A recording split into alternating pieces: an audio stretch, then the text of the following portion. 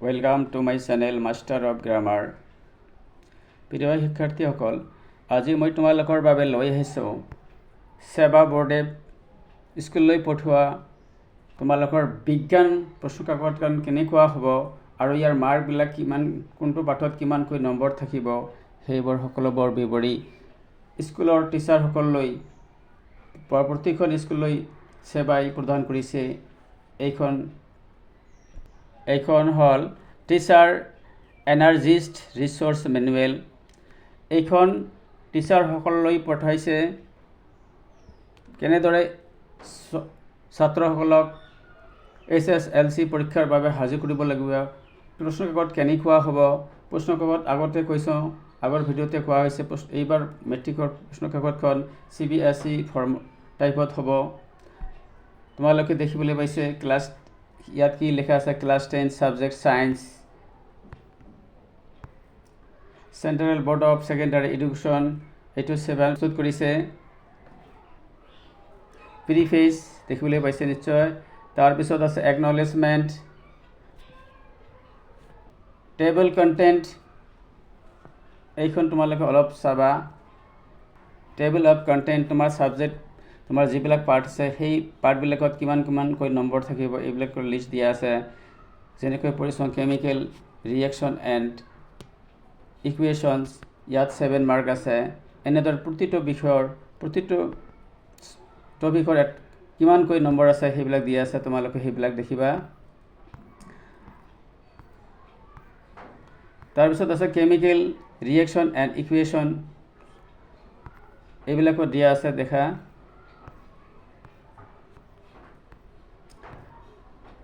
তাৰপিছত আছে learning object and learning আউটকামছ,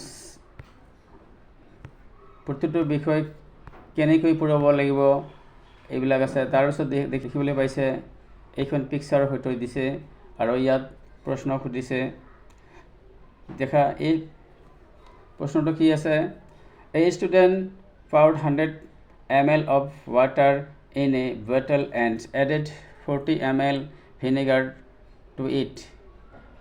A balloon was filled with 20 kg baking soda and was fixed at the mouth of the bottle.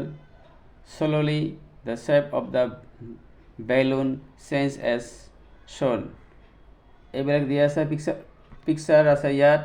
তাৰপিছত প্ৰশ্ন সুধিছে, the student claimed that a chemical changes happened when two substances were mixed. Is the claim made by the student correct? ইয়াত কোনটো শুদ্ধ হ'ব? ইয়াত option A দিছে, yes, as a new substance was formed in the form of gas. B আছে, yes, as the mass remains as the same throughout the experiment. Option C আছে, no, as the formation of bubbles in the mixture shown as physical change. Option D আছে, no, as the change in the shape and size of the balloon always a physical changes. ইয়াত শুদ্ধ উত্তৰটো কি হ'ব? ইয়াত দিয়া আছে correct অপশ্যনটো দিয়া আছে, অপশ্যন A টো শুদ্ধ answer, correct answer option A। এনেকৈ দেখিবলৈ পাব পিছৰ প্ৰশ্নটো। A student makes a list of some activities he observed one day. Number 1, baking a cake in a oven, cutting an apple pea into slices, crushing the can after drinking a soda, carving a wooden log to make a stand. Yato question, which activity can be student classify as a chemical changes? ইয়াত option, ইয়াতো 3-4টা দিয়া আছে ABCD, ইয়াৰ ভিতৰত কোনটো শুদ্ধ answer হ'ব? Option A যিটো আছে এইটো শুদ্ধ এনচাৰ হ'ব।